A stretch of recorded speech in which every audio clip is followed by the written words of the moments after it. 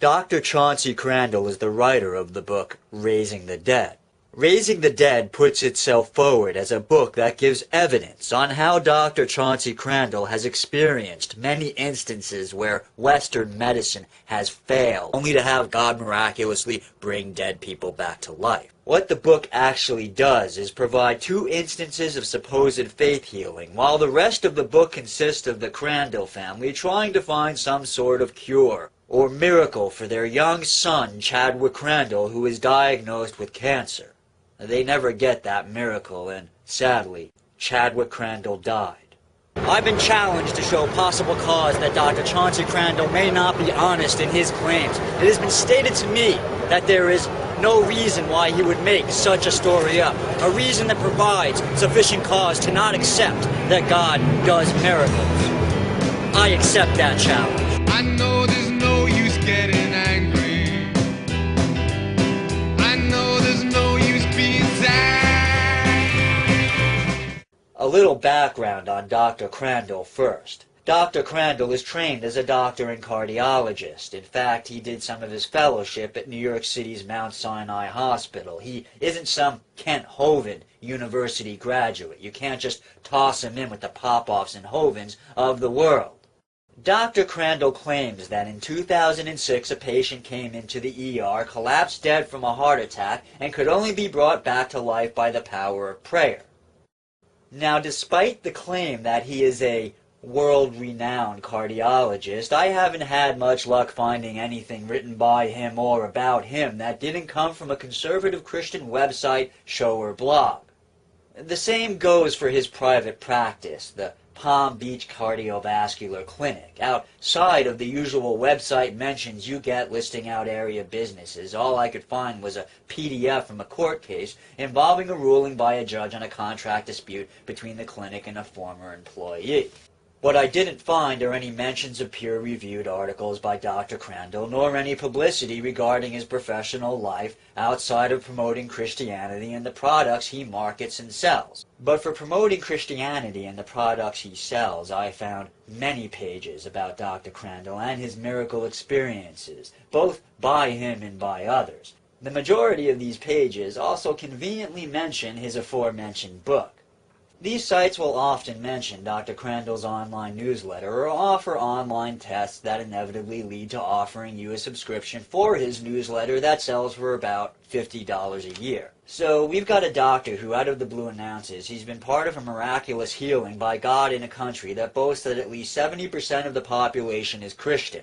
A doctor who, because of that claim, has gotten numerous interviews on talk shows, radio shows, news shows, hundreds of blogs written about him, has been offered and taken the position of contributing writer on what is one of the top Christian conservative news sources that boasts tens of millions of hits a month, all of which is free advertising for not just his services as a doctor, but also for the book he's written that goes for $12 a pop, plus the newsletter he puts out at a cost of roughly $50 for a year's subscription.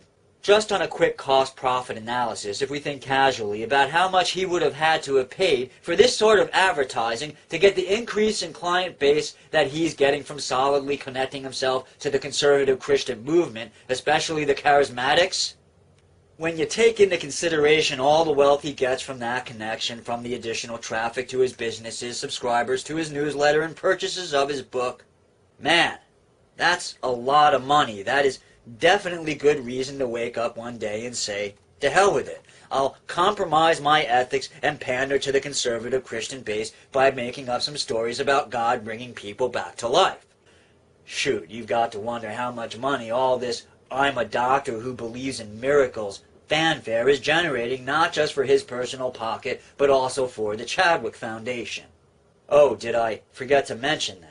Dr. Crandall has a charity he started named after his son who passed away after battling cancer. It's called the Chadwick Foundation.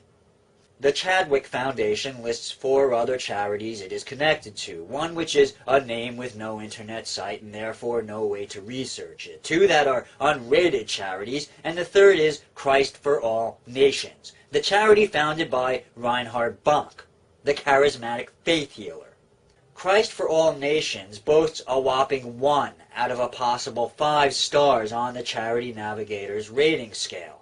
The Chadwick Foundation, like the other three charities, also has no rating. The Chadwick Foundation boasts that it has a medical clinic called Clinica Shad set up in Medellin, Colombia.